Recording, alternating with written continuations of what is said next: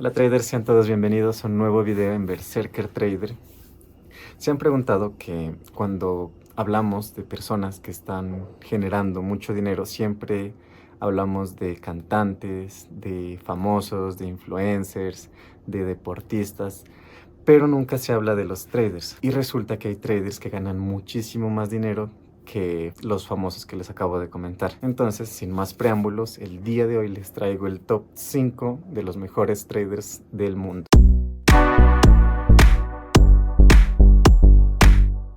En el quinto puesto tenemos a Takashi Token Takashi.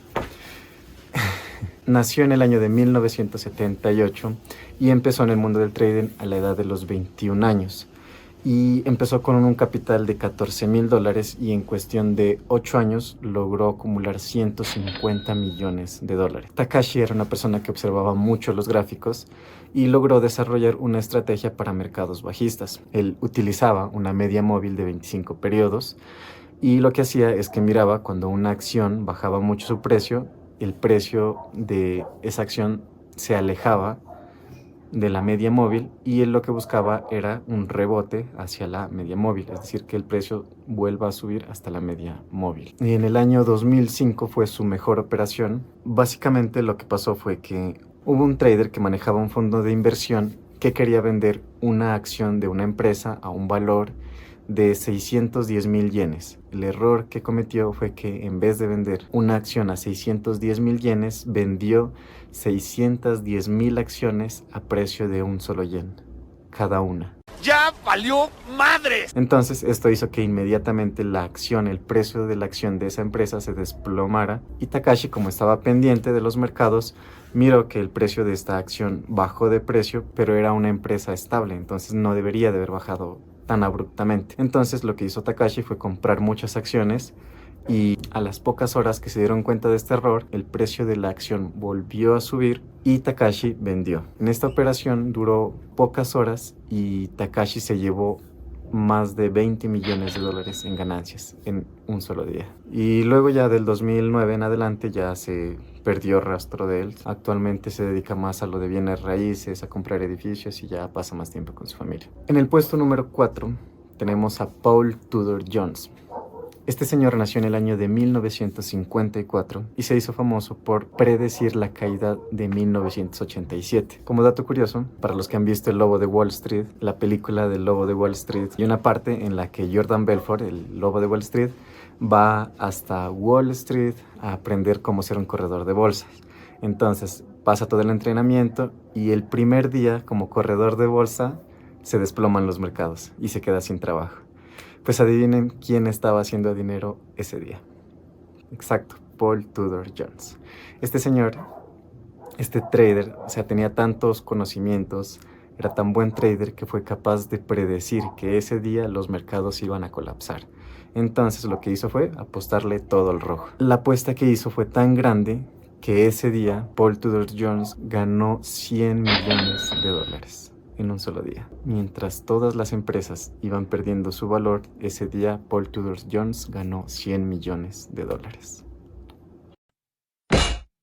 En el tercer puesto tenemos a Raymond Dalio, alias Ray Dalio. Ray Dalio nació en el año de 1949, creo. Sí, en 1949 en Nueva York, y desde los 8 años ya trabajaba repartiendo periódicos, trabajaba en cualquier cosa con tal de ganar dinero. De hecho, una anécdota que cuenta es que desde pequeño no le gustaba trabajar en la casa, no le gustaba ayudar con los quehaceres de la casa, pero sí le gustaba trabajar por fuera de la casa, ya que esto implicaba generar dinero. Era todo un capitalista desde chiquito.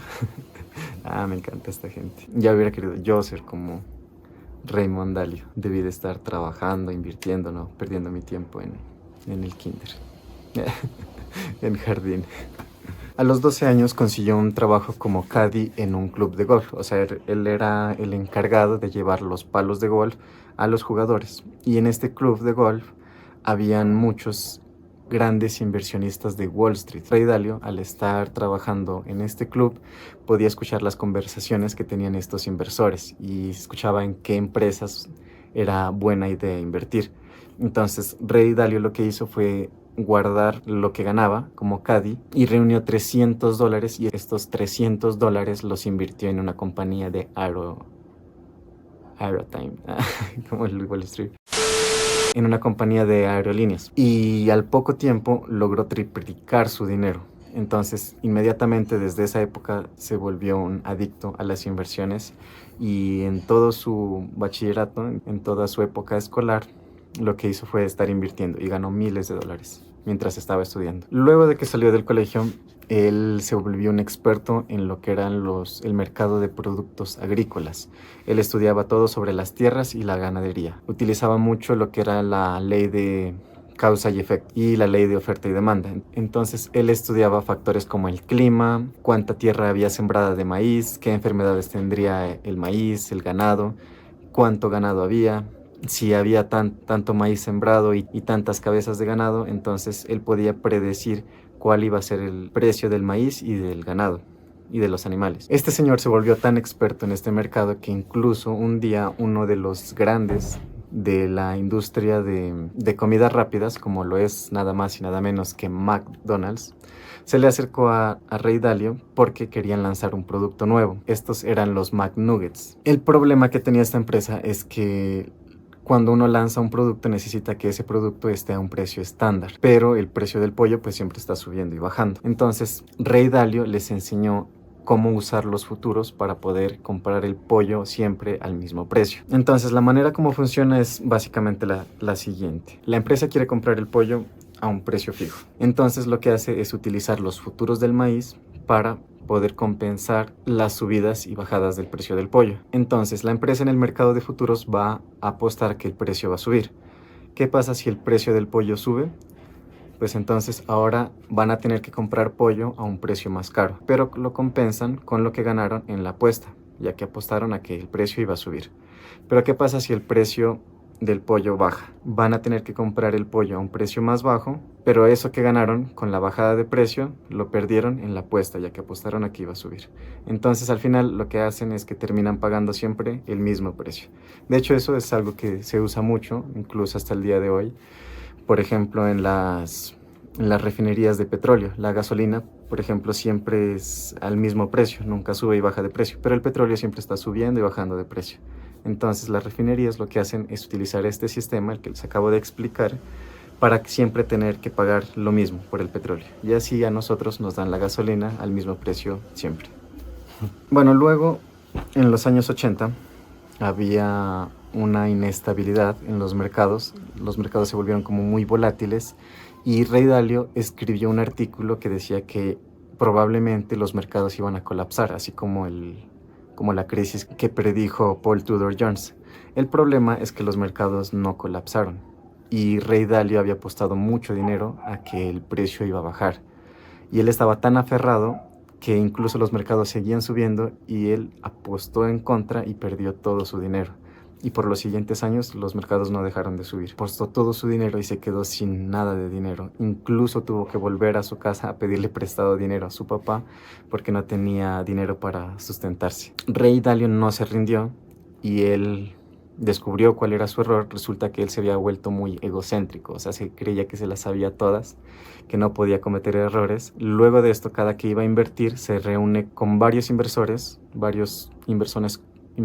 conocedores y discuten en dónde es mejor invertir. Y este método pues le funcionó muy bien. Luego terminó fundando incluso un fondo de inversión y actualmente es el fondo de inversión más grande del mundo. Este se llama Bridgewater, que tiene como 160,000 millones de dólares y actualmente el patrimonio de Ray Dalio es como de una cifra absurda de 18,000 millones de dólares. Y en el puesto número 2 tenemos a George Soros, alias el hombre que quebró el Banco de Inglaterra. Literal, así es el apodo de él. Este señor se volvió famoso precisamente por esta hazaña, nació en el año de 1930, por cierto. Se volvió famoso por esta hazaña, quebrar a un banco central. Esto se creía que era imposible, pero resulta que George Soros sí lo pudo hacer. ¿Cómo lo hizo? Más o menos en los años 1980 se creó un sistema que quería que en Europa todos tuvieran la misma moneda. Antes cada país tenía su moneda y entonces querían que hubiese solo una moneda en Europa, lo que es ahora el euro. Pero entonces para realizar este cambio, todas las monedas tenían que valer más o menos el mismo precio, tener el mismo valor. Entonces las monedas siempre están subiendo y bajando de valor, pero entonces se estableció un rango, no podían ni subir ni bajar demasiado de precio. Eran los bancos centrales de cada país, en este caso el Banco Central de Inglaterra, el que tenía que estar cuidando que el precio, que el valor de su moneda no subiera ni bajara demasiado, que no se saliera de ese rango que estaba permitido. Por ejemplo, si el precio de su moneda subía demasiado, tocaba el límite del rango, entonces el Banco Central intervenía. ¿Qué es lo que hacía? Pues una forma de devaluar la moneda es imprimir dinero, imprimir billetes o vender mucha libra esterlina. Por ejemplo, expliquémoslo con manzanas. ¿Qué pasa si uno va al mercado y hay mucha gente vendiendo manzanas? Pues el precio de la manzana va a bajar. Entonces lo mismo hacía el Banco de Inglaterra, vendía libras esterlinas. ¿Qué compraba? O sea, utilizaba libras esterlinas para comprar otra moneda. En este caso, la moneda que más valor tenía era el marco alemán. Entonces vendía monedas, vendía libras esterlinas y esto hacía que bajara el precio. ¿Y qué pasa si baja demasiado el precio? Pues entonces ahora en vez de vender libras esterlinas tenía que comprar libras esterlinas. ¿Pero qué utilizaba para comprar libra esterlina? No podía utilizar libras esterlinas, ¿no? No tendría sentido. Entonces lo que utilizaba era marco alemán. El banco tenía en sus reservas una cantidad de monedas de marco alemán y utilizaba este marco alemán para comprar libras esterlinas y entonces el precio volvía a subir. El problema es que la libra esterlina no era una moneda muy fuerte. En el país había mucha inflación, en general era una moneda débil. Y George Soros notó esto. Entonces, ¿qué es lo que hizo George Soros? Pues apostar a que el precio iba a bajar. O sea, vendió muchísima libra esterlina. Esto hizo que el precio de la libra esterlina cayera y entonces el Banco Central tuvo que utilizar sus reservas de marco alemán para que el precio no se desplomara. El problema es que la apuesta que hizo George Soros en contra era demasiado grande. Era tipo una locura, como 10.000 millones de dólares. Entonces el Banco Central compró toda la libra esterlina que pudo y aún así no fue suficiente porque el trade de George Soros era demasiado grande. Incluso ella había metido otros traders como Paul Tudor Jones también estaba ahí haciendo dinero y otros traders. Entonces el Banco Central, como no tenía más dinero para poder comprar libras esterlinas, lo que tuvo que hacer es rendirse y dejar que su moneda se devaluara. Se desplomó la libra esterlina. Y entonces ese día ganó 1.000 millones de dólares. O sea, para que se hagan una idea del dinero que es esto. Actualmente está la polémica de Daddy Yankee, que Daddy Yankee se está divorciando. Entonces yo averigué cuánto era el patrimonio neto de Daddy Yankee y resulta que es de 300 millones de dólares.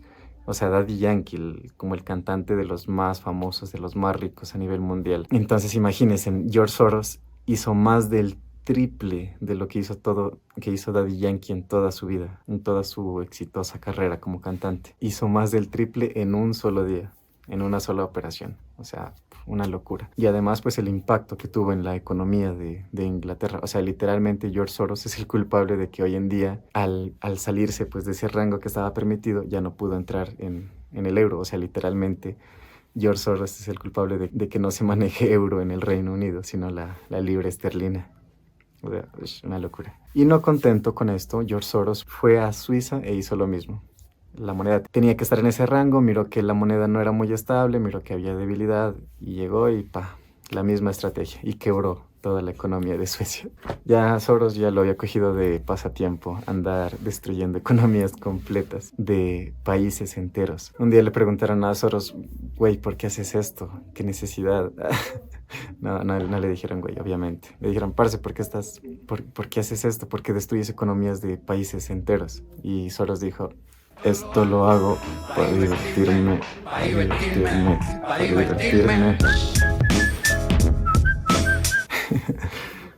En fin, George Soros tiene actualmente un fondo de inversión que es el The Quantum Fund. Es de los fondos de inversión más exitosos del mundo, logrando una rentabilidad anual de más del 30% anual por décadas. Y se estima que el patrimonio de George Soros es de 8.000 millones de dólares, luego de haber donado más de 14.000 millones de dólares a causas benéficas, a fundaciones. Y en el primer puesto tenemos a Jim Simons, alias el rey del cuantitativo. Jim Simons nació en el año de 1938 y él tuvo durante 40 años una excelente carrera como matemático. Él tiene un doctorado en matemáticas, fue director del Departamento de Matemáticas de la Universidad de Stony Brook, fue profesor de la Universidad de Harvard e incluso trabajó para la Agencia Nacional de Seguridad de los Estados Unidos, utilizando matemáticas avanzadas para descifrar códigos. Y no cansado con esto, a los 40 años decidió incursionar en los mercados financieros. Empezó manejando un pequeño fondo de inversión, el cual lo llamó Monemetrics. Esto por las palabras money y metrics, dinero y... bueno, matemáticas. Y esto básicamente hacía referencia a que iba a utilizar matemáticas para hacer dinero en los mercados financieros. Entonces él fue el pionero en utilizar matemáticas, en utilizar algoritmos, en utilizar fórmulas avanzadas y en general el análisis masivo de datos con el fin de superar los métodos tradicionales de inversión. Él en su fondo de inversión, todos los trabajadores tenían que ser ya sea matemáticos o físicos. De hecho, gran parte de los trabajadores tienen doctorados incluso en matemáticas y en física. Y este fondo eventualmente se iba a convertir en el fondo Renaissance Technologies. Este es considerado el fondo de inversión de alto riesgo más exitoso de todo el mundo, alcanzando rentabilidades incluso de más del 60% anual. Jim Simons murió este año, en mayo del 2024. Y se dice que su patrimonio fue, al momento de morir, de 30,000 millones de dólares. Y hay una anécdota que contaba él, y es que cuando era pequeño, sus padres eran médicos. Entonces ellos le decían, Jim, pequeño Jim, tienes que estudiar medicina, deberías estudiar para ser médico. Y él les decía como, no, yo prefiero estudiar matemáticas. Y ellos le decían como que no, pero tienes que estudiar algo que te dé dinero. No puedes hacer dinero con las matemáticas. Y bueno, ahí está, ¿no? 30,000 millones de dólares. Y bueno, eso ha sido todo por el video de hoy. Si les gustó el video, no olviden dejar un like. Comenten qué otro trader exitoso conocen. ¿Qué otro trader debería de estar aquí en la lista? Suscríbanse para más videos de trading y nos vemos en un próximo video. Adiós.